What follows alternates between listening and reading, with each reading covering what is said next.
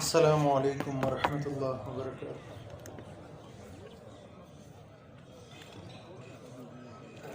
ان الحمد للہ نحمده ونستعینه من يهده الله فلا مضل له ومن يضلل فلا هادي له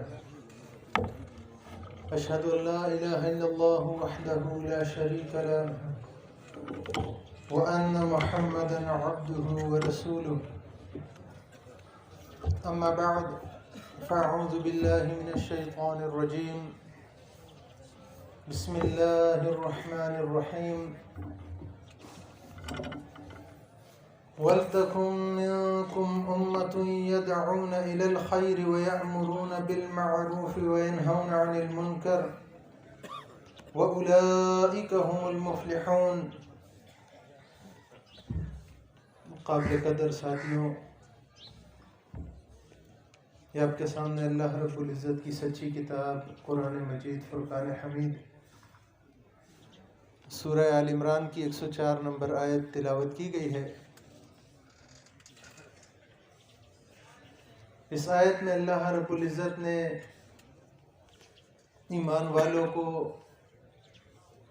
حکم دیا ہے کہ اللہ کے بندے ہو، اللہ کی وحدانیت کا اقرار کرنے والے ہو، اللہ کو تم نے اپنا سب کچھ مان لیا ہے، اسی اللہ کے پاس کل تمہیں دوبارہ جانا ہے، اس دنیا میں تمہیں ہمیشہ کے لیے نہیں بھیجا گیا، آج دار العمل ہے، کل حساب دینے کے لیے اللہ کے پاس جانا ہے۔ جو احسان رب سبحانہ و تعالیٰ نے ایمان کی شکل میں تم پر کیا ہے کہ تمہیں ایمان کی دولت سے نوازا ہے، تو اب تم ایک ایسی اجتماعیت کا ساتھ دو گے، ایک ایسی جماعت تلاش کرو گے، یا تمہارے درمیان ایک ایسی جماعت کا وجود ہونا ضروری ہے جو اپنے اصل مشن دعوت اللہ اس سے روگردانی کرنے والی نہیں ہوگی۔ ان کا کام کیا ہوتا ہے؟ خیر کی طرف بلانے والے، اور اس کائنات کے اندر سب سے بڑی خیر یہ اللہ کی توحید ہے، اس سے بڑا کوئی خیر ہو نہیں سکتا۔ نبی علیہ السلام، صحابہ کرام اس اصل خیر کو سمجھ گئے تھے، نبی علیہ السلام نے تربیت فرمائی۔ یہ چند لوگ عرب کے ریگزاروں سے نکل کر دنیا کے کونے کونے تک پہنچے ہیں، اللہ کی وحدانیت کا پیغام لے کر اس خیر اور بلائی کے پیغام کو انہوں نے عام کیا ہے دنیا والوں کے اوپر۔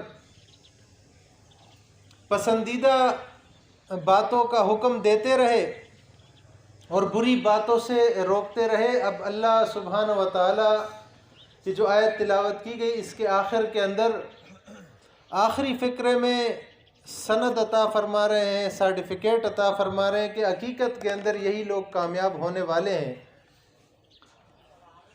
موضوع دیا گیا امر بالمعروف و نہی عن المنکر کرنا کیوں ضروری ہے۔ اس کے اوپر غور کرتے ہیں کہ یہ ایک بڑی اہم ذمہ داری ہے۔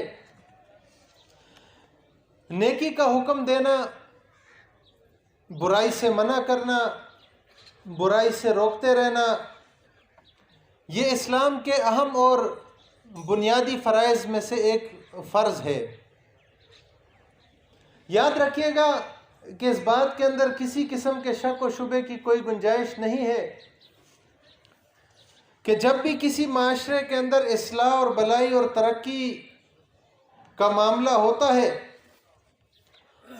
تو اس کا دار و مدار صرف اسی ایک چیز پر ہے کہ معاشرے کے رہنے والے افراد یہ کس حد تک اللہ سبحانہ و تعالیٰ اور نبی صلی اللہ علیہ وسلم کی بتائی ہوئی تعلیمات کے اوپر عمل پیرا ہیں۔ معاشرے کے عام افراد تک اسلام کی تعلیمات سے آگاہی دینا، یہ امر بالمعروف اور نہی عن المنکر ہی کے ذریعے سے ممکن ہو سکتا ہے۔ اسی اہم فریضے کی بدولت کفر و شرک، بدعت و رسومات سے بیزاری کی آگاہی لوگوں کو دی جائے گی، سنت نبی صلی اللہ علیہ وسلم کا احیاء ممکن ہو سکے گا۔ معاشرے کے اندر جو بدعات ہیں، خرافات ہیں، رسومات ہیں، مختلف طریقے اور رسم و رواج، ان برائیوں کا تدارک اور یہ جو جتنی باطل قوتیں ہیں، اللہ کے دین کو ٹکڑوں کے اندر تقسیم کیا گیا ہے، اور ہر فرقے نے، ہر گروہ نے اس ایک ہی مشن کو تھاما ہوا ہے کہ کس طریقے سے اللہ سبحانہ و تعالیٰ کی اس مخلوق کو اللہ کے دین سے دور کیا جائے۔ تو ان برائیوں کا تدارک، یہ باطل پرست طاقتوں کو جڑ سے اکھاڑنا، یہ حقیقت کے اندر نیکی کا حکم کرنے اور برائی سے روکنے کے ذریعے سے ہی ممکن ہو سکتا ہے۔ لیکن اگر ہم اپنے اس اصل مشن کو چھوڑ جائیں گے، دعوت اللہ نہیں کریں گے، دعوت اللہ سے کنارہ کشی کرنا شروع کریں گے، تو یاد رکھیے گا کہ ہمارے اس معاشرے کے اندر بھی پھر بہت ساری برائیاں جنم لیں گی۔ معاشرہ اجتماعیت یا فسق و فجور کے راہ کے اوپر چلنا شروع ہو جائے گا۔ یہ امر بالمعروف اور نہی عن المنکر یہ کوئی معمولی معاملہ نہیں، اہم عبادت ہے یہ۔ لیکن آج انسانوں کے ازلی دشمن شیطان نے لوگوں کو دھوکے میں ڈال رکھا ہے، اور دین کے نام سے نئی نئی چیزیں رائج کی گئیں۔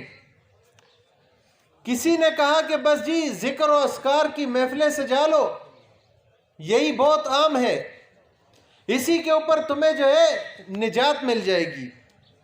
قرات اور تلاوت کی محافل برپا کرنا شروع کر دو، لوگ قرآن سیکھیں گے، اس کے الفاظ کو سیدھا کریں گے، اور بڑے بڑے قراء اور المقری الکبیر یہ معرض وجود میں آئیں گے، اور نمود اور نمائش کی محفلیں ہوتی رہیں گی، اسی کے اندر تمہارے لیے فائدہ ہے۔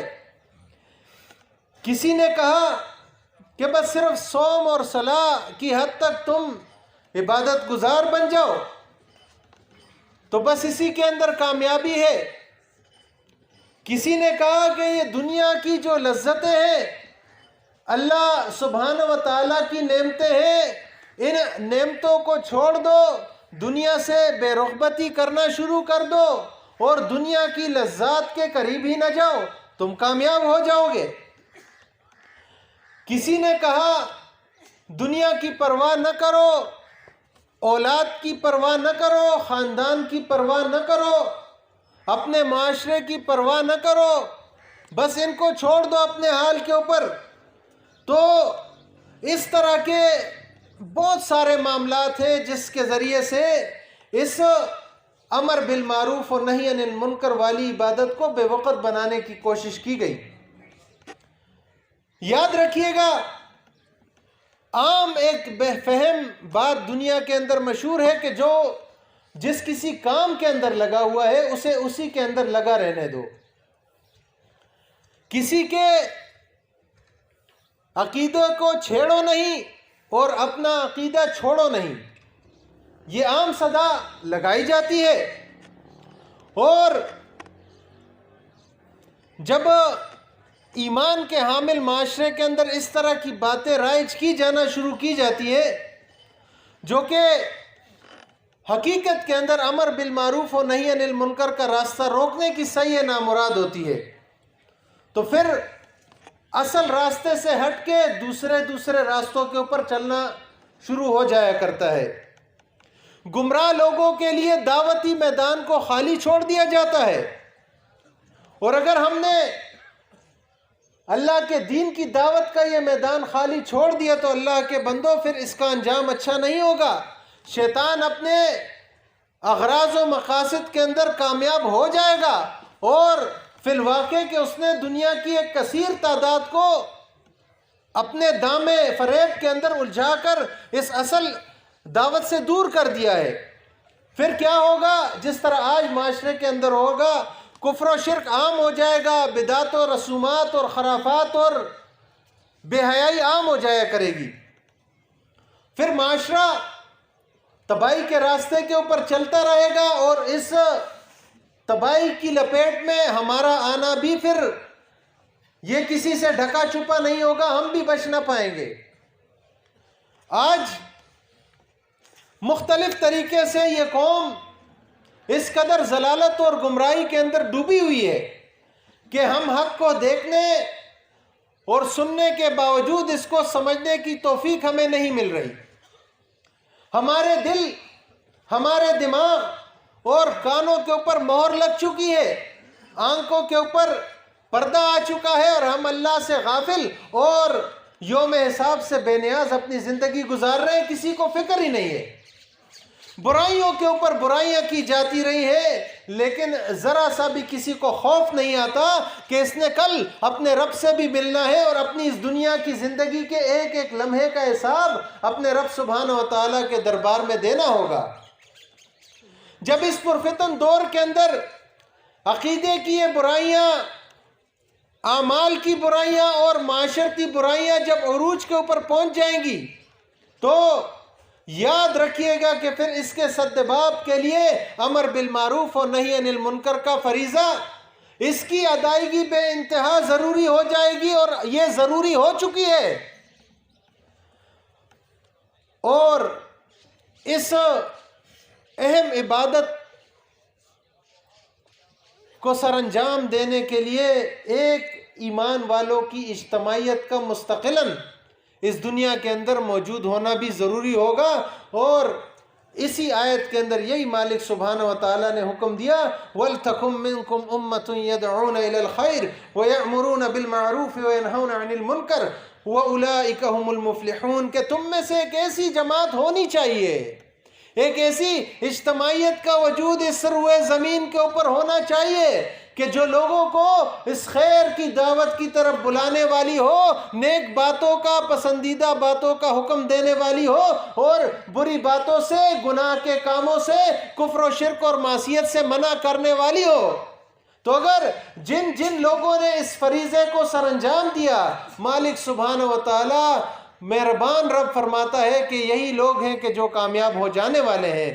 اور مالک سبحانہ و تعالیٰ کا احسان ہے کہ آج اس روئے زمین کے اوپر رب العزت نے مجھے اور آپ کو جس اجتماعیت کا ساتھ عطا فرمایا ہے، الحمدللہ وہ جماعت اس روئے زمین کے اوپر موجود ہے۔ اسی اہم فریضے کے بنا پر رسول اللہ صلی اللہ علیہ وسلم کی اس امت کو تمام سابقہ امم سے بہترین امت کا لقب ملا ہے۔ اللہ سبحانہ و تعالیٰ نے اپنی کتاب کے اندر اس خیر امہ کا ذکر فرمایا کنتم خیر امت اخرجت للناس، اب اس زمین کے اوپر تم ایک بہترین امت ہو، بہترین بن کر بھی دکھانا ہوگا۔ تم بہترین امت ہو، اور تمہاری ذمہ داری یہ ہے کہ اپنی بھی اصلاح کرنی ہے، لیکن تمہیں لوگوں کی اصلاح کے لیے بھی اٹھایا گیا ہے، تمہیں ذمہ دار بنایا گیا ہے لوگوں کی اصلاح کے لیے۔ معاملہ کیا ہوگا؟ تأمرون بالمعروف وتنہون عن المنکر، لوگوں کو تم نیکی کا حکم دو گے۔ آج دعوت اللہ میں یہی تو ہوتا ہے، اللہ کے بندو ہم آپ کے سامنے آئے ہیں، اپنے اور تمہارے رب کی بڑائی بیان کرنے آئے ہیں، اپنے رب کی کتاب کی کچھ باتیں تمہارے سامنے بیان کرنے آئے ہیں، سونے نبی صلی اللہ علیہ وسلم کے کچھ فرامین سنا کر تمہارے سامنے جائیں گے۔ اللہ کے بندو سن لاؤ گے تمہارا ہی فائدہ ہوگا، نہ سنو گے ہم اپنی ذمہ داری ادا کرنے آئے ہیں، یہ بات تمہارے تک پہنچانے آئے ہیں، پہنچا کر چلے جائیں گے۔ تم سے نہ تو کسی ووٹ کا سوال ہے، نہ نوٹ کا سوال ہے، نہ کوئی چندہ مانگنے آئے ہیں۔ یہی دعوت پھیلائی جا رہی ہے، اسی دعوت کو پھیلانے کے لیے کمر کسنا ہوگی اللہ کے بندو، تب ہی جا کے اللہ سبحانہ و تعالیٰ کی اس آیت کے مطابق ہم بہترین امت میں شامل ہوں گے۔ اور اگر ہم نے یہ کام چھوڑ دیا تو یاد رکھیے گا وہ بہترین امت کے اندر پھر ہمارا اندراج نہیں ہو سکے گا۔ مالک سبحانہ و تعالیٰ نے کیا حکم دیا کہ تم لوگوں کو نیکی کا حکم دیتے ہو، اس لیے بہترین امت ہو، لوگوں کو برائی سے منع کرتے ہو، اس لیے تم بہترین امت ہو۔ اور پھر آگے فرمایا وَتُؤْمِنُونَ بِاللَّهِ۔ یہاں پر دیکھیں تمام عبادات سے پہلے اللہ سبحانہ و تعالیٰ کے اوپر ایمان لانے کے لیے ایک شرط لازم کے طور پر یہ بات فرمائی گئی کہ اگر واقعی تم اللہ کے اوپر ایمان لانے والے ہو، تمہارا دعویٰ ایمان کا ہے، تو یہ بالضرور تم اس فریضے کو سر انجام دینے والے ہوگے اگر واقعی تم دل کی گہرائیوں سے اپنے رب کو مانتے ہو، ایمان کے دعوے دار ہو۔ اب یہ تمہاری ذمہ داری ہے۔ یاد رکھیے گا رسول اللہ صلی اللہ علیہ وسلم کی بحیثیت رسول اس دنیا میں محبوس کرنے کے لیے جو تمام ذمہ داریاں تھی، اس میں بڑی ذمہ داری ہے نیکی کا حکم دینا اور برائی سے منع کرنے والا معاملہ تھا۔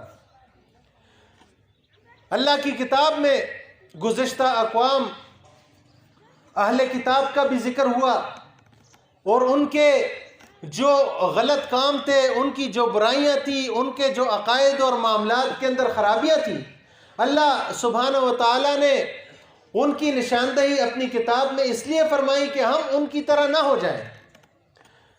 یہاں پر سورہ الاعراف، آج ہمارے پاس تفاسیر اللہ کے فضل سے موجود ہیں، 157 نمبر آیت کے اندر فرمایا جو لوگ اس رسول نبی امی کی پیروی کریں، جس کا تذکرہ، یہ دیکھیں اہل کتاب کے لیے معاملہ ہے نا کہ جس کا تذکرہ یہ اپنے ہاتھ تورات و انجیل میں لکھا ہوا پاتے ہیں، وہ نبی نے حکم کیا دیتا ہے؟ اب نبی علیہ السلام کی ذمہ داری کیا بتلائی؟ وہ نبی نے حکم دیتا ہے یأمرہم بالمعروف وینہاہم عن المنکر۔ یہ نبی صلی اللہ علیہ وسلم انہیں حکم دیتا ہے نیکی کا اور منع کرتا ہے برائی سے، پاک کرتا ہے ان کے لیے تمام حلال چیزیں اور حرام کرتا ہے تمام بری چیزیں، نیز جو بوجھ اور بندشیں تھیں ان کے اوپر انہیں ان سے آزاد کرتا ہے۔ تو جو لوگ ایمان لائیں، اہل کتاب میں سے بھی جو لوگ ایمان لائیں، رسول اللہ صلی اللہ علیہ وسلم کی حمایت کریں، رسول اللہ صلی اللہ علیہ وسلم کی مدد کریں، اور اس نور ہدایت قرآن کی بات کی جا رہی ہے، یہ قرآن اللہ کی ہدایت کی کتاب ہے، روشنی کی کتاب ہے، اس کی پیروی کریں جو رسول اللہ صلی اللہ علیہ وسلم کے ساتھ نازل ہوا ہے، تو یقیناً یہی لوگ پھر کامیاب ہونے والے ہیں۔ دیکھیں اصول اور کلیہ تو بیان کر دیا گیا، تمہیں کیا کرنا ہے اس دنیا کے اندر، پیدا تو کیا ہے تمہیں اللہ نے اپنی بندگی کے لیے، اور تمہیں اب کیا کرنا ہے؟ مالک سبحانہ و تعالیٰ بار بار اپنی کتاب کے اندر مختلف انداز سے لوگوں کی رہنمائی وضاحت کے ساتھ بیان فرماتا ہے۔ اب یہ مبارک اجتماعیت جب وجود کے اندر آتی ہے اور اللہ سبحانہ و تعالیٰ جب انہیں زمین کے اندر اقتدار بخش دے، تو پھر ان ایمانداروں کا ایک بنیادی وصف بھی بیان کیا گیا ہے کہ یہ امر بالمعروف و نہی عن المنکر کے فریضے کے اوپر کاربند عمل ہوتے ہیں۔ آج دیکھیں اللہ رب العزت نے ہمیں تمکنت عطا فرمائی ہے، ہمیں مالک سبحانہ و تعالیٰ کی بڑائی بیان کرنے سے کوئی روکتا نہیں۔ دنیا کے اندر مختلف جماعتیں اللہ کی توحید تو بہت سارے لوگ بیان کرتے ہیں، طاغوت کا کفر اصل مسئلہ ہوتا ہے، وہ نہیں بیان کرتے۔ تو طاغوت کے کفر کے ساتھ اللہ کی توحید بیان کرنے والی یہ واحد جماعت ہے دنیا کے اوپر۔ معلوم جماعتوں کے اندر، اس دنیا کے اندر جتنی بھی معلوم اجتماعیتیں ہیں، اس میں سے یہ واحد اجتماعیت ہے جو اللہ کی توحید کی دعوت طاغوت کے کفر کے ساتھ پیش کرتی ہے۔ مالک سبحانہ و تعالیٰ نے دیکھیں ہمیں اپنے دین کے لیے بھی آزادی دی، ہم دعوت اللہ کر سکتے ہیں، کوئی نہیں روکتا۔ کئی مسائل ہو جاتے ہیں لیکن گھبرانا نہیں، اگر معاملات باہر مسائل ہوتے ہیں، آپ کا خاندان وہ موجود ہے، ان کے ساتھ دعوت کا راستہ کھلا ہوا ہے، آپ ذمہ دار ہیں ان کے لیے۔ آپ کا اگر خاندان نہیں سنتا، آپ کے اہل و عیال ہیں، محلے دار ہیں، دوست ہیں جن کے ساتھ آپ کام کاج کرتے ہیں، جن کے ساتھ آپ کا کاروبار ہے، جن سے لین دین ہے، جن کے ساتھ اور معاملات ہیں، ان کے لیے تو دعوت کا راستہ کھلا ہوا ہے۔ کوئی سن لیتا ہے، کوئی نہیں سنتا، کوئی ناراض ہو جاتا ہے، کوئی کہتا ہے ہاں بات آپ کی اچھی ہے، کوئی کہتا ہے نہیں جی میرے پاس وقت نہیں۔ لیکن آپ نے تو حکمت اور دانائی کے ساتھ کسی بھی لمحے اللہ کے دین کی دعوت کو روکنا نہیں، یہ دعوت دیتے رہنی ہے۔ مالک سبحانہ و تعالی بیان فرماتا ہے سورہ الحج کے اندر، آیت نمبر 41 ہے، فرمایا کہ ان ایمانداروں کا حال بیان کیا گیا کہ جب اللہ سبحانہ و تعالیٰ کی طرف سے انہیں کچھ عطا کیا جاتا ہے، زمین عطا کی جاتی ہے، یہ اقتدار دیا جاتا ہے، یا اجتماعیت عطا کی جاتی ہے، مختلف معنوں کے اندر ہم اس آیت کو لے سکتے ہیں۔ لیکن اب ان کے جو بنیادی اوصاف ہوتے ہیں، ان کے جو کرنے کے اصل کام ہوتے ہیں، آگے اس کی وضاحت اللہ رب العزت نے کی ہے، اور اس کو ہم آج غور کریں گے۔ ہم سارے ذمہ دار ہیں یہاں پہ، ہر آدمی کوئی حلقے کا ذمہ دار ہے، تو کوئی حلقے میں ذمہ دار کا رکن ہے، اس کا معاون ہے، اس کو مشورہ دینے والا ہے۔ کسی نہ کسی لحاظ سے ہم کسی نہ کسی ذمہ داری پر ہیں۔ اب اس آیت کے اندر جو باتیں آگے آپ کے سامنے بیان کی جائیں گی، کیا مالک سبحانہ و تعالیٰ کے فضل و کرم سے یہ ہم ادا کرنے والے ہیں؟ اگر ہے تو اللہ کا شکر ادا کرنا چاہیے، اور نہیں اگر کہیں ہمارے اندر کوتاہی ہے، کوئی کمی ہے ان معاملات کے اندر، ان احکامات کے اندر، تو پھر اللہ رب العزت سے ہمیں ڈرنا بھی ہوگا اور اللہ کا خوف بھی کرنا ہوگا۔ یہ صرف نہیں سوچنا ہوگا کہ بس ہم نے ایمان کا اقرار کر لیا اور ایمان والی اجتماعیت میں شامل ہو گئے، اور شامل ہونے کے بعد بس معاملہ ختم، نہیں۔ یہ زندگی تو جہد مسلسل کا نام ہے، اور ایمان والی اجتماعیت تو مسلسل جد و جہد کرتی رہتی ہے۔ ان کا یہ سعی و جہد جو آخرت کے لیے تو ہمیشہ دوڑ دھوپ چلتی رہے گی، کسی نہ کسی انداز سے کوئی نہ کوئی ذمہ داری۔ ہر آدمی کے اندر ایک جیسی صلاحیتیں نہیں ہوتی، لیکن ہم نے اپنی مختلف صلاحیتوں کو اکٹھا کر کے اس انفرادیت کو اجتماعیت کے اندر ضم کرنا ہوگا۔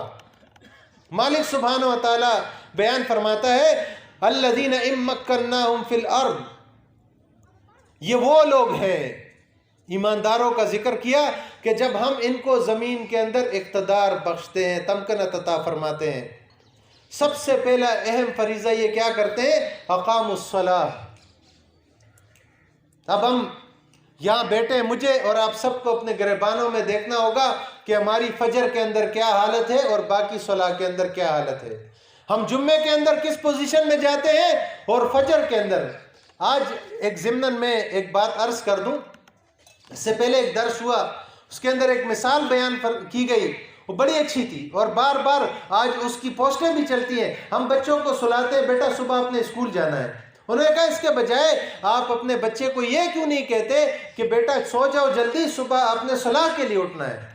یہ بچپن ہی سے آپ نے تربیت کرنی اور خود عملی نمونہ بننا ہوگا، تبھی تو جا کر ہم کامیاب ہوں گے۔ تو ان کی پہلی صفت اللہ رب العزت نے بیان فرمائی، اقاموا الصلاۃ، یہ صلاح قائم کرنے والے، وآتوا الزکوٰۃ، اللہ کی راہ میں خرچ کرنے والے ہوں گے، زکوٰۃ ادا کرنے والے، زکوٰۃ کے ساتھ صدقات کو ادا کرنے والے۔ آج دیکھیں ملک کے طول و عرض کے اندر جس طرح اللہ کے عذابات کی شکل میں یہ سیلاب اور بارشوں کا سلسلہ چلا، ہمیں دل کھول کر اللہ کی راہ میں دینا چاہیے۔ جو اس کا شکار ہوئے ان سے پوچھے کہ کتنی مشکلات تھی۔ کچھ لوگوں کو تو اللہ نے محفوظ رکھا، لیکن جن کے کاروبار تباہ ہوئے، جن کے کھیت کھلیان تباہ ہوئے، جن کے گھر گر گئے، اور جن کو رہنے کے لیے کوئی ٹھکانہ نہیں تھا، ان کا کیا معاملہ تھا؟ اس کے اوپر بھی ہمیں غور کرنا ہوگا۔ تو یہ کیا کریں گے؟ صلاح ادا کرنے والے اور زکوٰۃ ادا کرنے والے ہوں گے۔ وَأَمَرُوا بِالْمَعْرُوفِ وَنَهَوْا عَنِ الْمُنْكَرِ۔ اب آگے ان کی وصف ایک صفت اور بیان کی گئی کہ یہ حکم دیں گے نیکی کا اور روکیں گے برائی سے۔ حکم نیکی کا، اپنے آپ پر بھی وہ حکم لگائیں گے، اپنے گھر والوں کو، اپنے اہل و عیال کو، اپنے حلقے کو، اور پوری دنیا تک یہ دعوت پہنچے گی اس طریقے سے۔ اور برائی سے منع کرنے کی سعی و جہد کرتے رہنا ہے، کرتے رہنا ہے، ختم نہیں کرنا اپنے آپ کو۔ تو فرمایا کہ وَلِلَّهِ عَاقِبَةُ الْأُمُورِ، اور اللہ ہی کے اختیار میں ہے سب کاموں کا انجام۔ دیکھیں اس آیت کے اوپر بھی اگر غور کر لیں، ہم دعوت دیتے ہیں پریشان ہو جاتے ہیں، بھئی یہ رشتہ دار ہے مانتا نہیں ہے، ایک مرتبہ دعوت دی، 2 مرتبہ جی مانتا ہی نہیں ہے، بس ہم دل برداشتہ ہو کر بیٹھ جاتے ہیں۔ ایسا ہی ہے نا بھئی، آپ کوشش کریں، موقع دیکھیں، جہاں پر کوئی ایسی دنیا میں آپ ملتے ہیں نا، تو آپ کاروبار کے اندر، مزدوری کے اندر، معاملات کے اندر بہت سارے مواقع آتے ہیں جہاں آپ ان غلطیوں کی اچھے طریقے سے نشاندہی اور اللہ کی توحید کی دعوت وہاں پیش کر سکتے ہیں۔ بس آپ نے موقع اور محل کا لحاظ رکھنا ہے اور اس انتظار میں رہنا ہے کہ کب مالک سبحانہ و تعالیٰ کے دین کی دعوت کو ہم ان کے سامنے پیش کر سکیں۔ اب اس آیت کے اوپر اگر ہم ایک اور غور کریں تو یہاں پر اللہ رب العزت نے ہم سے ایک وعدہ بھی کیا کہ اگر تم اس فریضے کو ادا کرنے والے ہوگے تو اس فریضے کو ادا کرنے ہی کی وجہ سے اللہ سبحانہ و تعالیٰ کی نصرت کا حصول ممکن ہے۔ سورہ التوبہ کے اندر اللہ رب العزت نے ایمان والوں سے جان اور مال کا سودا کیا، جان کا بھی سودا، مال کا بھی سودا، اور بدلے میں کیا دے گئے اللہ رب العزت؟ جنتوں کی لازوال بادشاہیاں۔ پھر تم نے تو اپنا جان بھی بیچ دیا اللہ کو، اپنا مال بھی بیچ چکے ہو، سودا ہو چکا ہے، تمہارا معاملہ ہو چکا ہے، اب یہ جان بھی تمہاری اللہ کی اور یہ تمہارا مال بھی اللہ کا، تو پھر اگر چاہے تم اللہ کے راہ میں لڑنے کا معاملہ ہو، دعوت دین کا معاملہ ہو، چاہے تم مارو یا مرو، اللہ رب العزت نے تم سے بھی جنت کا وعدہ کیا، اور تم سے پہلے یہ اللہ کا وعدہ ہے تورات والوں سے، انجیل والوں سے، اور قرآن میں بھی تم سے اللہ کا یہ وعدہ ہے۔ اور پھر یاد رکھنا، کون ہو سکتا ہے اللہ سے بڑھ کر اپنے وعدے کو پورا کرنے والا؟ کوئی ہے جو اللہ سے بڑھ کر اپنے وعدے کو پورا کرنے والا؟ تو تم نے جو سودا کیا ہے، یہ جان و مال کا جو تم سودا کر چکے، آج تم سنتے ہیں نا پرواہ نہیں ہوتی ہے، پتہ ہی نہیں جی، جان بھی اللہ کو تم بیچ چکے، لا الہ الا اللہ کا جو اقرار کیا، محمد الرسول اللہ کا جو اقرار کیا، تو یہ جان اور مال تو ہم نے بیچ دیا اللہ کو۔ اور یہ دیکھیں، وہ رب سبحانہ و تعالیٰ، جان اللہ کی عطا کی گئی ہے، وہ مال اللہ نے دیا ہے، لیکن وہ رب سبحانہ و تعالیٰ پھر اس جان اور اس مال کے بدلے ہمیں سودا کرتا ہے اور ہم سے یہ وعدہ کرتا ہے کہ میں جنت دوں گا۔ آج دنیا کے اندر اگر کوئی بادشاہ ہم سے وعدہ کر لے کہ تمہیں جی دنیا کے مہنگے ترین علاقے کے اندر اتنے 100 کنال کا محل بنا کر دیا جائے گا، اس کے لیے تمہیں یہ کچھ کرنا ہوگا، کون پیچھے ہٹے گا؟ سب کو نظر آ رہا ہے نا، وہ جی محل اس ملک میں بنا ہوا بڑا خوبصورت ہے، نظر آ رہا ہے، اور یہ ایمان بالغیب کا پھر معاملہ کیا ہے؟ کیا یہ ہمارے دلوں میں نہیں اترا؟ ہمیں اللہ کے وعدے کے اوپر کوئی شک ہے جو اب ہم اللہ سبحانہ و تعالیٰ کے لیے صحیح و جہاد نہ کریں، اللہ کے دین کی سربلندی کے لیے اپنا وقت اور اپنی جان اور اپنا مال نہ لگائیں؟ اللہ کے بندو، ہمیں غور کرنا ہوگا۔ تو یاد رکھو، اللہ وعدہ بھی پورا کرنے والا ہے، اور یہ جو سودا تم کر چکے اللہ سے، یہ ایمان اللہ نے جو عطا کیے، بڑا سودا ہے اللہ کے ساتھ، تو اس کے اوپر خوشی مناؤ، کیونکہ یہ عظیم کامیابی ہے، اور یہ سودا کرنے والے، ان کی صفات اللہ رب العزت بیان فرماتا ہے اگلی آیت کے اندر۔ ہمیں اس کے اوپر بھی غور کرنا ہوگا، ان کا معاملہ کیا ہوتا ہے؟ التائبون، یہ سودا کرنے والے، جو اللہ سے جنہوں نے سودا کیا، یہ تو ہر حال میں اللہ سے توبہ تائب رہتے ہیں، توبہ کرنے والے ہیں، اپنے گناہوں کے اوپر ندامت ہوتی ہے۔ اور یاد رکھیے گا، ایک بات غور کیجئے گا، اگر آپ کو اپنی کسی گناہ پر، اپنی کسی خطا کے اوپر ندامت نہیں ہوتی نا، تو آپ توبہ کے راستے پر چل ہی نہیں سکتے۔ الندم التوبہ، ندامت ہی اصل توبہ ہوتی ہے۔ ہمیں ندامت ہوتی نہیں، زبان سے اقرار نہیں، دل سے جب آپ کو پشیمانی ہو، وہی توبہ۔ ہم کوئی بھی غلط کام کر جائیں، کوئی برا عمل ہم سے سرزد ہو جائے، ہمیں فوراً اللہ کے حضور توبہ کرنا ہوگا۔ تو ہم توبہ کرنے والے العابدون، اور یہ ایمان والے پھر اللہ سبحانہ و تعالیٰ کی بندگی کرنے والے الحامدون، یہ اللہ کی حمد و بڑائی بیان کرنے والے۔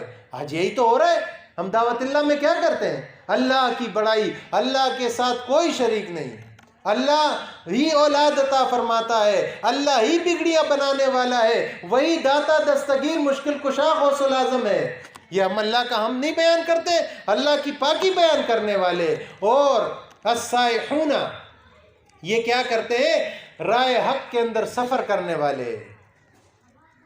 یہ اللہ کے دین کو سیکھنے کے لیے سفر بھی کرتے ہیں. آج اللہ نے ہم پہ یہ بابرکت ماحول عطا فرمایا, اللہ کا احسان ہے, ہم کہاں کہاں سے چلے, لیکن یہاں آنے کے بعد وقت ضائع نہیں کرنا. یہ جو کچھ ہم سیکھ کر جائیں یہ آگے ہم سے ٹرانسفر ہونا چاہیے, یہ قافلہ رواں دواں رہنا چاہیے, رکنا نہیں چاہیے. اللہ کے بندو, یہ حق کی راہ کے لیے سفر کرنے والے, الراکعون الساجدون, یہ رکوع اور سجود کرنے والے, الآمرون بالمعروف والناہون عن المنکر, ان کی کیا صفت اللہ نے بیان کی؟ یہ نیکی کا حکم دینے والے ہر جگہ. دیکھیں ایماندار کوئی مخصوص لبادہ اوڑھ کر کسی مخصوص لمحے پہ یا کسی مخصوص مقام کے اوپر نیکی کا حکم دینا اور برائی سے منع کرنے کا کام نہیں کرنا, بلکہ یہ اس کے زندگی بھر کا یہی معمول ہوتا ہے. یہ نیکی کا حکم دینے والے اور برائی سے منع کرنے والے اور اللہ کی حدود کی حفاظت کرنے والے ہیں.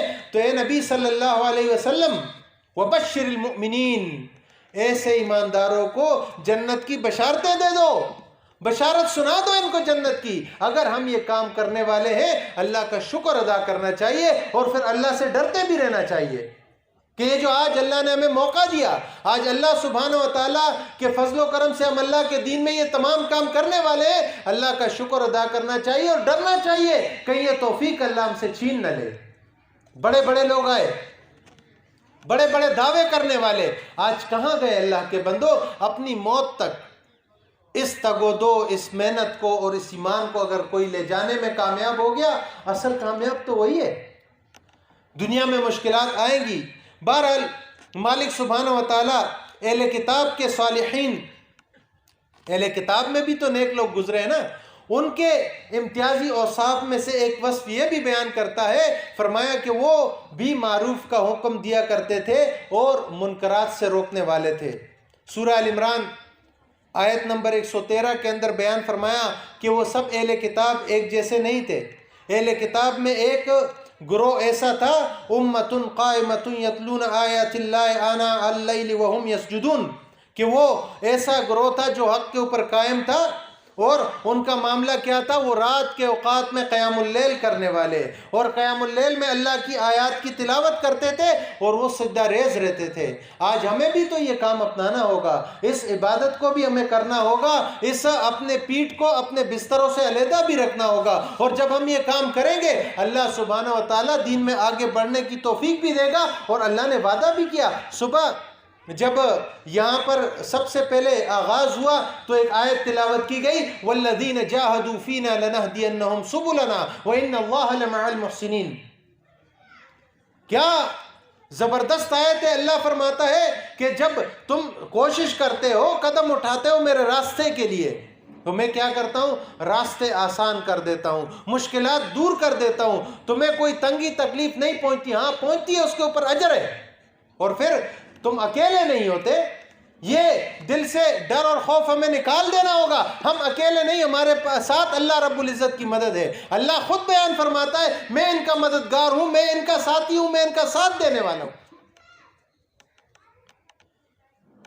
معاملہ ان کا یہ تھا, یہ جو رات کو اللہ کی عبادت کرنے والے تھے, یہ اللہ کے اوپر ایمان رکھنے والے تھے. یؤمنون باللہ والیوم الآخر, اللہ کے اوپر ایمان رکھنے والے, یوم آخرت کے اوپر ایمان لانے والے, نیکی کا حکم دیتے تھے. وَيَأْمُرُونَ بِالْمَعْرُوفِ وَيَنْهَوْنَ عَنِ الْمُنْكَرِ وَيُسَارِعُونَ فِي الْخَيْرَاتِ وَأُولَئِكَ مِنَ الصَّالِحِينَ. یہ نیکی کا حکم دیتے تھے اور برائی سے روکتے تھے, بھلائی کے کاموں میں سرگرم رہتے ہیں. یہی نیک لوگوں میں سے ہیں, یہی صالحین میں سے ہیں. ہم جب دعوت توحید پیش کرتے ہیں تو لقمان رحمہ اللہ کی جو نصیحتیں تھی اور اس میں جو کائنات کی سب سے بڑی سچائی تھی اور سب سے بڑے ظلم کا جس میں انہوں نے ذکر کیا تھا کہ میرے بیٹے اللہ کے ساتھ شرک نہ کرنا, ان الشرک لظلم عظیم, یہ بات بیان کی گئی. وہاں پر اپنے بیٹے کو یہ بھی حکم دیا, یا بنی اقم الصلاۃ وامر بالمعروف وانہو عن المنکر واصبر علی ما اصابک ان ذلک من عظم الامور. فرمایا یہ بیٹے تم صلاح کی پابندی کرنا, دیکھیں بار بار جتنے نیک لوگوں کا ذکر قرآن میں آیا، جتنے اللہ کی احکامات آئی، صلاح کی پابندی کرنا، صلاح کو قائم کرنا، اور پھر دوسرا حکم صلاح کے ساتھ ساتھ بیٹا لوگوں کو نیکی کی تلقین کرتے رہنا، بیٹا لوگوں کو برائی سے منع کرتے رہنا، اور پھر اس راہ کے اندر دیکھیں سورہ العصر ہم تلاوت کرتے ہیں نا عموماً دعوت اللہ کے اندر، اور 4 اصول بیان کرتے ہیں، اللہ کے اوپر ایمان، ایمان کے ساتھ اعمال صالحہ، اور پھر تواصوا بالحق، اور اس حق راہ کے اندر تکلیفات آئیں گی، مصیبتیں آئیں گی، لوگ تمہارے خلاف ہو جائیں گے، تمہاری عزت کو اچھالیں گے، تمہیں ماریں گے، تمہیں علاقے سے نکالیں گے، لیکن صبر کرتے رہنا ہے۔ آج ہماری قوم کے اندر ابتدائی 2 باتیں کئی موجود ہوتی ہیں، ایمان کا دعویٰ اور پھر نیکی کی دعوت بھی کچھ لوگ دیتے ہیں، لیکن معاملہ کیا ہوتا ہے؟ عمل صالح کا معاملہ ختم، اور صبر بالکل نہیں۔ تو یہاں پر یہ لقمان رحمت اللہ علیہ بھی اپنے بیٹے کو کہتے ہیں، بیٹا یہ راستہ پرخار وادی ہے، اس میں تکلیفات آئیں گی، مصیبتیں آئیں گی، آزمائشیں آئیں گی، مختلف طریقے سے تمہیں جھنجھوڑا جائے گا، لیکن یاد رکھنا یہ مصیبتیں آئیں تمہیں ان پر صبر کرنا ہے، برداشت سے کام لینا ہے کہ یہ بہادروں کا، ہمت والوں کا راستہ ہے، بزدل لوگ اس راستے پر قدم ہی نہیں رکھ سکتے۔ اللہ کے بندو، یہی امر بالمعروف اور نہی عن المنکر، اس فریضے کی ادائیگی کے ذریعے ہی سے مومنین کے درمیان محبت و مودت کے رشتے کی بنیاد رکھی جاتی ہے۔ مومنوں کی اجتماعیت کا استحکام، مومنہ خواتین اور مومن مردوں کے درمیان محبت و مودت کے رشتے کی بنیاد کے طور پر مالک سبحانہ و تعالی سورہ التوبہ 71 نمبر آیت کے اندر بڑی وضاحت کے ساتھ بیان فرماتا ہے، اور یہ یہاں مومن مرد اور مومنہ خواتین آپس میں جو محرم ہیں ان کی وضاحت کر دی جائے۔ محرم غیر محرم کے ساتھ معاملات نہ کریں، اللہ کے بندو غیر محرم سے دور رہیں، کیونکہ غیر محرم کہ ہاں تیسرا پھر شیطان موجود ہوتا ہے، اس لیے یہ آپس کے اندر جو آپ کے گھر کے اندر بہن ہے، بیٹی ہے، آپ کی زوجہ ہے، آپ کی والدہ ہے، یہ بہترین رشتے ہیں۔ خاندان کے اندر اور بھی محرم رشتے ہوتے ہیں، ان سب کے ساتھ آپ نے ایک دوسرے کو کیا کرنا معاملہ ہے؟ اللہ رب العزت بیان فرماتا ہے والمؤمنون والمؤمنات بعضهم اولیاء بعض، کیا فرمایا؟ کہ مومنین مرد اور مومنہ عورتیں یہ ایک دوسرے کے دوست ہیں، رفقاء ہیں ایک دوسرے کے۔ معاملہ کیا ہوتا ہے ان کا؟ یأمرون بالمعروف وینہون عن المنکر، یہ ایک دوسرے کو بھی نیکی کا حکم دیتے ہیں۔ آپ گھر میں کوئی غلط کام کریں، مومنہ خاتون آپ کو نہیں کرنے دے گی۔ کوئی برائی کا کام کریں گے نا، اللہ کی اگر آپ کے اوپر رحمت ہے، مہربانی ہے، مومنہ خاتون کے ساتھ آپ کا رشتہ ہوا ہے، وہ آپ کو کبھی بھی کوئی غلط کام کرنے نہیں دے گی۔ اسی طرح ایک ایماندار مرد کی بھی یہ خصوصیت ہوتی ہے کہ اپنے گھر کے اندر وہ ایمان کی ترویج اور اشاعت کے لیے کوشش میں سرگرم عمل رہتا ہے۔ تو کیا ہوتا ہے معاملہ کہ ایک دوسرے کو بھلائی کا حکم دیتے ہیں اور برائی سے روکتے ہیں۔ وَيُقِيمُونَ الصَّلَاةَ، دیکھیں بار بار وہی صلاح قائم کرنے والے اور پھر زکوٰۃ ادا کرنے والے، وَيُطِيعُونَ اللَّهَ وَرَسُولَهُ، دیکھیں کہ یہ اللہ اور اللہ کے رسول صلی اللہ علیہ وسلم کی اطاعت کرنے والے۔ اب اللہ رب العزت نے یہاں وعدہ فرمایا ہے اور اپنی رحمت کا حصول رحمت کے حصول کا ذریعہ بھی بتلایا کہ فرمایا جو لوگ یہ کام کرنے والے ہیں اولئک سیرحمہم اللہ ان اللہ عزیز الحکیم، یہ لوگ ہیں، یہ اجتماعیت ہے، یہ لوگ ہیں جن کے اندر یہ اوصاف ہے، ان کے اوپر اللہ سبحانہ و تعالی رحم فرمائے گا، اور اللہ سبحانہ و تعالی یقیناً بھرپور غلبے والا اور کلی حکمت والا ہے۔ مالک سبحانہ و تعالی نے اسی سورہ کے اندر، یہ تو مومنوں کا ذکر آیا نا، اسی سورہ کے اندر منافقین کا حال بالکل اس کے برعکس الٹ بیان فرمایا کہ منافق مردوں کا اور منافقہ عورتوں کا کیا معاملہ ہوتا ہے۔ فرمایا المنافقون والمنافقات بعضهم من بعض، کیا ہوتا ہے؟ منافق مرد اور منافق عورتیں ایک دوسرے کی طرح ہیں، ایک دوسرے کی طرح، بازے کے جیسے ہیں، ایک دوسرے کی طرح ہیں۔ ان کا معاملہ کیا ہوتا ہے؟ یأمرون بالمنکر، یہ ایک دوسرے کو بدی کا، برائی کا، برے کاموں کا حکم دینے والے ہوتے ہیں۔ وینہون عن المعروف، اور کیا کرتے ہیں؟ نیکی سے روکنے والے ہوتے ہیں، سیدھے راہ سے دور کرنے والے ہوتے ہیں۔ اور وَيَقْبِضُونَ أَيْدِيهِمْ، یہ اپنے ہاتھ بندے ہوئے رکھتے ہیں۔ اللہ کو بھول جانے والے کیا کرتے ہیں؟ اللہ کی راہ میں کچھ بھی خرچ نہیں کرتے ہیں۔ نَسُوا اللَّهَ فَنَسِيَهُمْ إِنَّ الْمُنَافِقِينَ هُمُ الْفَاسِقُونَ۔ اللہ رب العزت بیان فرماتا ہے کہ یہ اللہ کو بھول جانے والے ہیں، اللہ کو بلا بیٹھے ہیں۔ آج آپ معاشرے کے اندر کبھی غور کریں نا، لوگ اللہ کو بلا بیٹھے ہیں، یقین کیجئے گا کسی کو پرواہ نہیں، کوئی کس طرح کما رہا ہے کوئی پرواہ نہیں، حرام، جھوٹ، ریاکاری، دغا بازی، دھوکہ، منافقت آپ کو عام ملے گا۔ انسان حیران رہ جاتا ہے، کیا کسی کو یہ بھی خوف نہیں کہ میرے پاس اتنا کچھ اختیار ہے کہ سانس کے بعد میں دوسری لے سکتا ہوں؟ کوئی ہے ہمارے پاس اختیار؟ لیکن آپ معاشرے میں دیکھیں، کاروبار میں جھوٹ، معاملات میں جھوٹ، مقدمات کے اندر جھوٹ، ایک دوسرے کے ساتھ لین دین میں جھوٹ، ریاکاری، دغا بازی، اور بڑا فخر کرتے ہیں۔ یہ کیا ہم لوگوں نے ایمان کو سمجھا؟ اللہ رب العزت نے دیکھے 1450 سال پہلے ان کی تصویر کشی کی اس آیت کے اندر کہ یہ وہ لوگ ہیں جو اللہ کو بھول جانے والے ہوتے ہیں، اور یقیناً پھر اللہ رب العزت بھی انہیں بھلا دیتا ہے۔ یہ اپنی گمراہیوں کے اندر بھٹکتے رہتے ہیں اور گمراہی کے اندر بڑھتے رہتے ہیں، اور ایک وقت ایسا آتا ہے سیاہ دل، ایمان ختم، کوئی حق اور باطل کی کوئی تمیز نہیں۔ اور معاملہ آج اس معاشرے کے اندر آپ دیکھ سکتے ہیں، یقیناً یہ منافق لوگ ہیں ہی نافرمان لوگ۔ یاد رکھیے گا، یہ غور کیجئے گا، یہاں میں فکرہ بیان کرنے والا ہوں، امر بالمعروف اور نہی عن المنکر کے بغیر ایمان بے وقت ہو جاتا ہے۔ اگر ہم یہ کام کر رہے ہیں تو اللہ ہمیں ایمان پہ قائم کرے گا، رکھے گا انشاءاللہ، لیکن نہیں کرتے نا تو ہمارے ایمان کی کوئی وقت، کوئی اوقات نہیں رہ جائے گی۔ مالک سبحانہ و تعالیٰ نے یہ جو آیت پہلے بھی بیان کی گئی کہ تم بہترین امت ہو جو لوگوں کی اصلاح کے لیے اٹھائے گئے ہو، نیکی کا حکم دیتے ہو اور برائی سے منع کرتے ہو، اور اللہ پر ایمان رکھتے ہو۔ آخر میں بیان کیا نا کہ اللہ کے اوپر ایمان رکھتے ہو، تو اس آیت میں امر بالمعروف اور نہی عن المنکر کو اللہ پر ایمان سے مقدم کیا گیا ہے، جس سے اس آیت کی اہمیت واضح ہو جاتی ہے کہ ایمان باللہ تب ہی کامل ہوگا جب معروف کا حکم دیا جائے گا اور منکرات سے روکا جائے گا۔ ایک روایت میں دینی علم کے ذریعے سے نہی عن المنکر کی وضاحت بھی کی گئی۔ یہ مختلف طرق سے یہ روایت آئی ہے کہ یحمل هذا العلم، کہ اس دینی علم کو ہر زمانے کے عادل کرنے والے حاصل کریں گے۔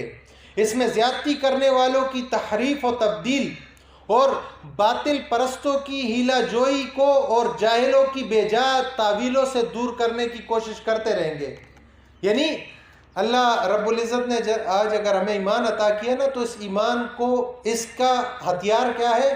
قرآن اور حدیث کو سیکھنا، اس کے علم نافع کو سیکھنا، نفع بخش علم کو سیکھنے کے لیے بھی ہمیں کوشش کرنی ہوگی۔ ہر عادل ایماندار اس کو حاصل کرنے کی کوشش کرے گا۔ ابو سعید خدری رضی اللہ عنہ کی ایک روایت بڑی مشہور ہے کہ نبی علیہ السلام نے فرمایا، تم میں سے کوئی شخص جو منکر کام، یعنی جو تمہیں ناقابل قبول ہو، وہ دیکھے تو پھر اس کے اوپر لازم ہے سب سے پہلے کیا؟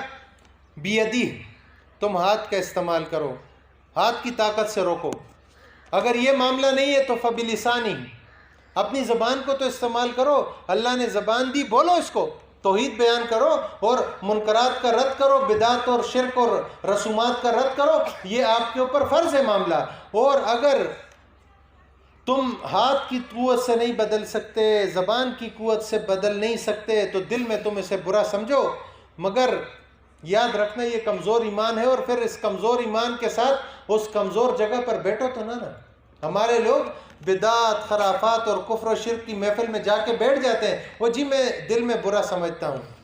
تو بھائی آپ کو جو کوئی چیز بری لگتی ہے، بندہ تو اس کے قریب سے بھی نہیں گزرتا ہے۔ آپ کو کسی سے نفرت ہے، کسی چیز کو آپ برا سمجھتے ہو، آپ قریب جاتے ہو اس کے؟ کیوں؟ راستہ کیوں بدل دیتے ہو؟ کوئی آپ کو ایک شخص اچھا نہیں لگتا اپنے علاقے کے اندر، وہ کہیں گلی کے اس کونے سے آ رہا ہوگا، آپ پہلے سے کہتے ہو چھوڑو جی میں کہیں دائیں بائیں ہو جاتا ہوں, اس کو میں دیکھنا ہی پسند نہیں کرتا. تو جب اللہ سبحانہ و تعالیٰ کے دین کی نافرمانی کا کام جہاں کیا جاتا ہے اور واقعی ایک مومن اس سے نفرت کرتا ہے, تو پھر اس نفرت والی جگہ پر آپ کس طرح بیٹھے ہو؟ کیا معیار ہے پھر ایمان کا؟ وہ اضعف الایمان کا معاملہ کہاں گیا؟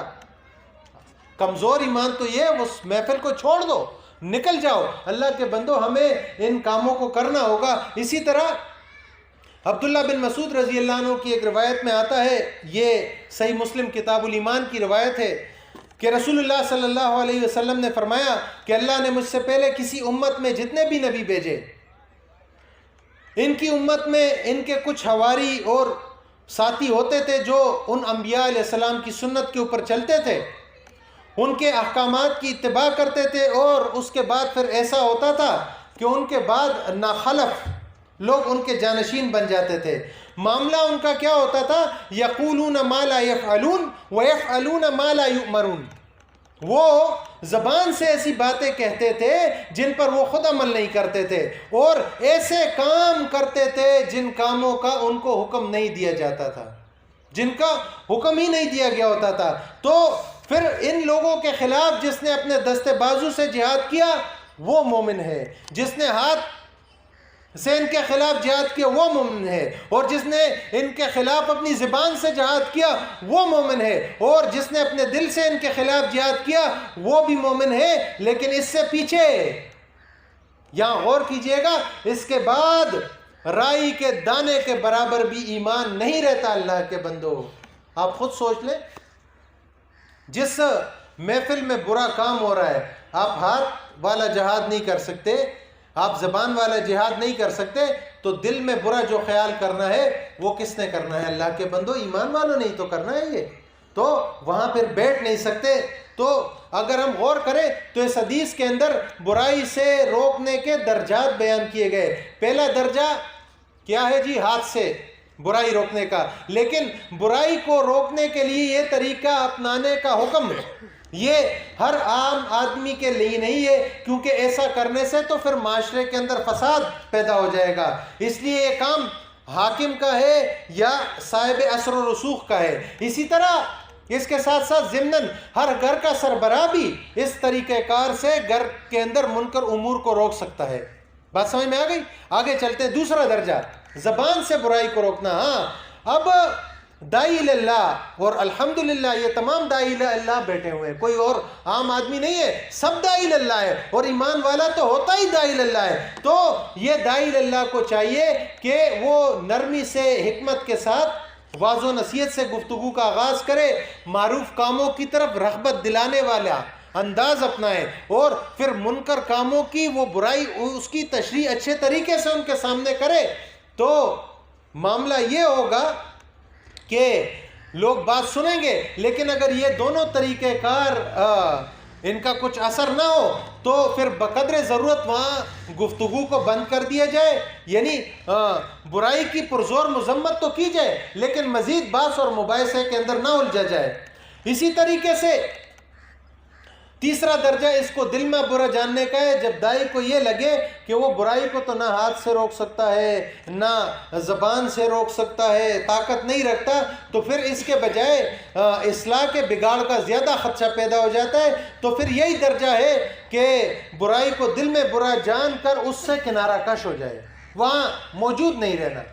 یہ ایک بڑی غلطی ہے کہ ہم کہتے ہیں جی میں تو دل میں برا سمجھتا ہوں لیکن وہاں موجود ہوتا ہے. پھر یاد رکھیے گا, اگر ہم میں یہ تینوں درجات والا کوئی بھی ایمان نہیں ہوتا نا, تو پھر اللہ کا عذاب آتا ہے, اور پھر اللہ کے عذاب سے بچنے کا تو یہی معاملہ ہوگا. بعض لوگ یہ خیال کرتے ہیں نا کہ جو لوگ جی کفر و شرک, بدعت, خرافات اور برائیوں کے اندر ملوث ہیں تو ان کا وبال ان کے اوپر آئے گا. جی ساڑی صحت پہ کڑا اثر پیندا ہے, ایسا ہی ہے نا, ہماری صحت پہ جی کیا اثر پڑتا ہے. تو یہ جو کہتے ہیں نا کہ جی ہماری صحت پہ کیا اثر پڑتا ہے, اپنے ان خیال کو ذہنوں سے نکال دو, یہ ذہنوں سے نکال دو. یاد رکھنا جب اللہ کا عذاب آتا ہے تو پھر اس وقت ہر خاص, ہر عام, ہر خطا کار اور ہر پرہیزگار کی تفریق پھر مٹ جایا کرتی ہے. بلکہ خطا کاروں کی نسبت یہ جو پرہیزگار تھے جنہوں نے اپنی زبان کو استعمال نہیں کیا تھا, ان کو زیادہ شدت کا عذاب ہوگا. کیوں؟ انہوں نے لوگوں کو برائی سے کیوں نہیں روکا؟ اور اللہ سبحانہ و تعالیٰ نے بنی نوح انسانوں کو واشگاف الفاظ کے اندر انتباہ کرتے فرمایا، سورہ الانفال کی آیت نمبر 25 کے اندر بیان فرمایا، وَاتَّقُوا فِتْنَةً لَا تُصِيبَنَّ الَّذِينَ ظَلَمُوا مِنْكُمْ خَاصَّةً وَاعْلَمُوا أَنَّ اللَّهَ شَدِيدُ الْعِقَابِ. فرمایا ڈرو اس فتنے سے. یاد رکھنا یہ فتنہ نا یہ سر اٹھائے ہوئے ہمارے چاروں طرف منڈلا رہا ہے اور ہمارے اوپر عملہ آور ہو چکا ہے اور ہم اس کی زد میں ہیں اور ہم اس کی پکڑ میں. آج تو یہ فتنہ ہر گھر کے ہاتھ میں موجود ہے اور ہر بندے کی جیب کے اندر موجود ہے اور ہر بندے کی رات سوتے ہوئے بھی اس کے سامنے یہ چہرے کے سامنے اور صبح اٹھنے سے پہلے دعا کرنے کے بجائے بھی یہی مصیبت سامنے آتی ہے ہاتھ میں. تو یہ فتنے تو آ چکے ہم پہ، حملہ آور انہوں نے اٹیک کر لیا.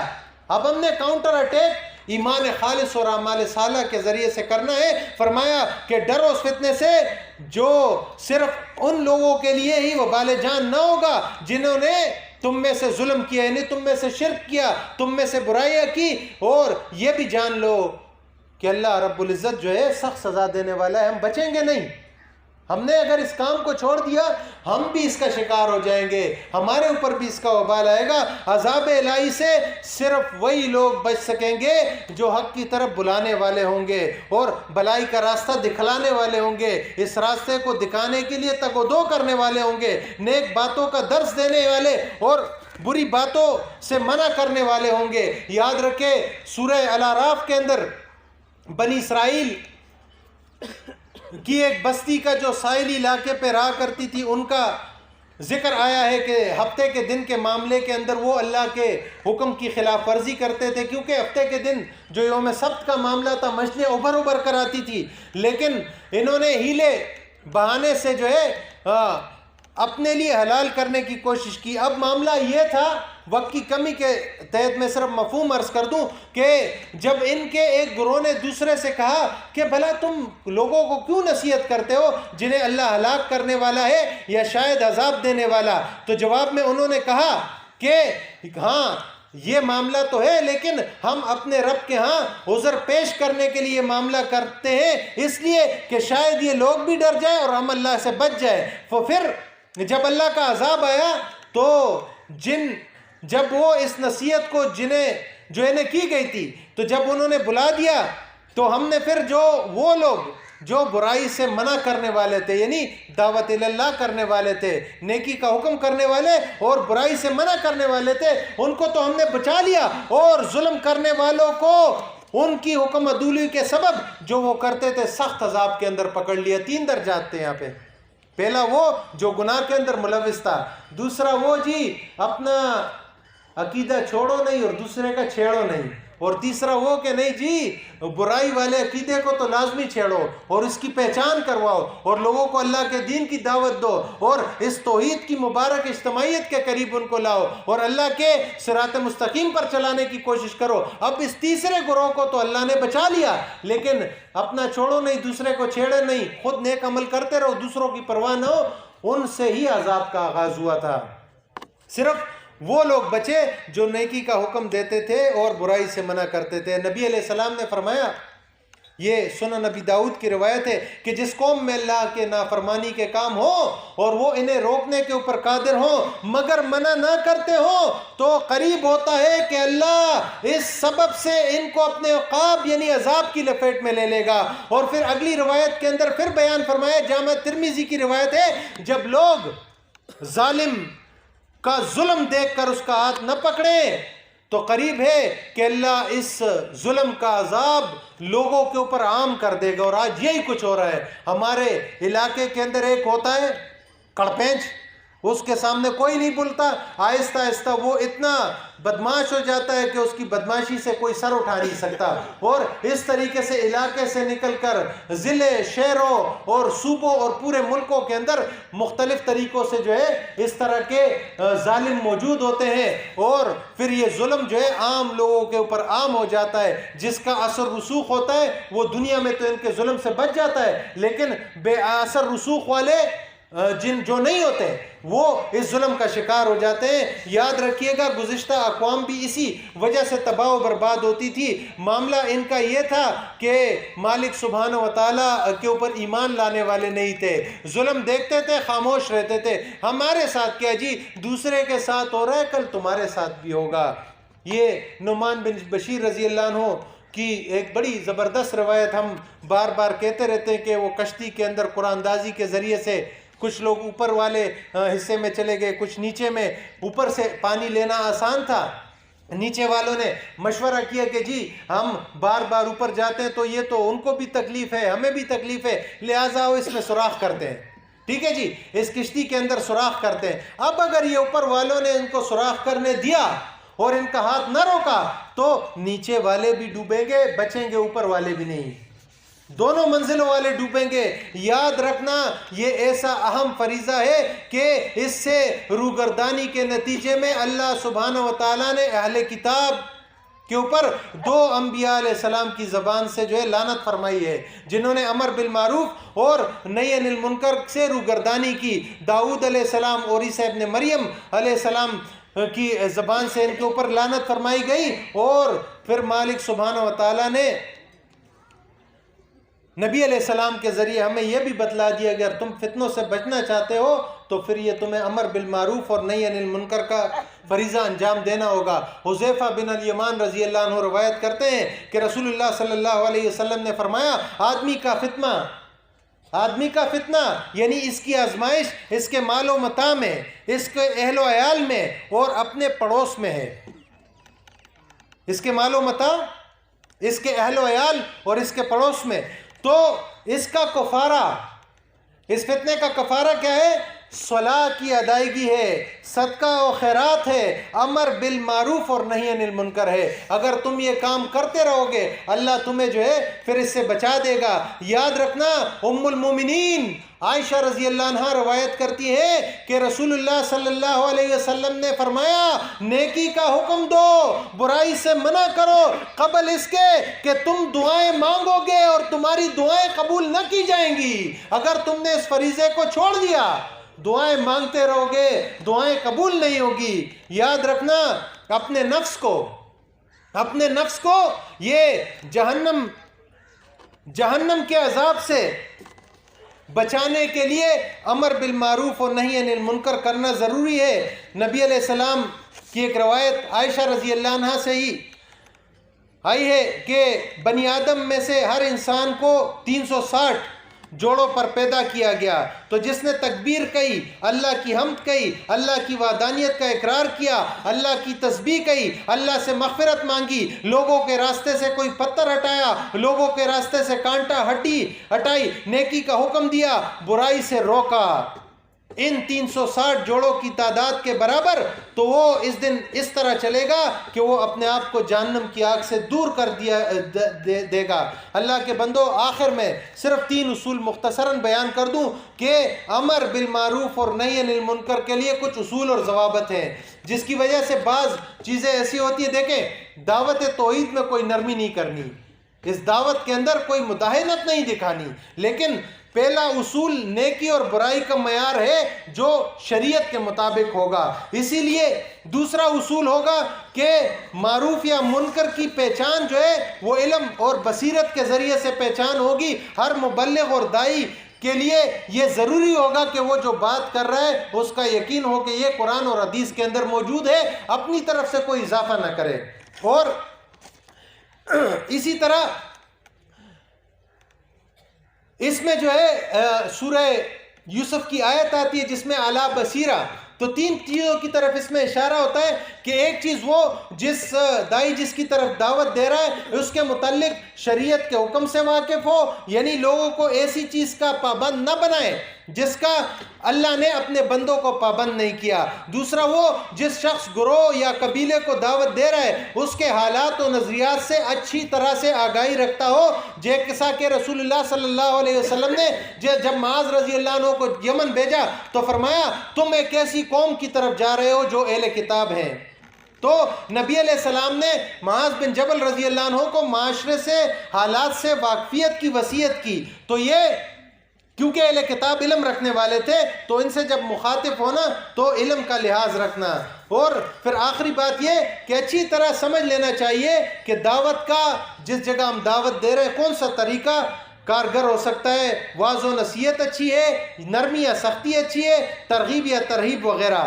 اور پھر تیسرا اصول بتلایا کہ منکر سے روکنے کی شروط، اس کی پہچان، یعنی کسی بھی برائی سے یا منکر سے لوگوں کو دور کرنا اور اس کی بےخلی کرنے کے لیے ان امور سے واقفیت لازمی ہے کہ کسی کام کے منکر ہونے کی تحقیق، کہ منکر ہر عمل جس کو شریعت نے ناجائز اور حرام ٹھہرایا ہو، اور کسی بھی معاملے میں منکر کا حکم لگانا صرف شریعت کا حق ہے، اور برائی کا ظاہری طور پر پایا جانا تو وہ تو صحیح ہے، لیکن کسی کے پیچھے ٹو لگانا، اس کے اندر برائی کو تلاش کرنا، تجسس کرنا، اس سے اسلام نے منع کیا۔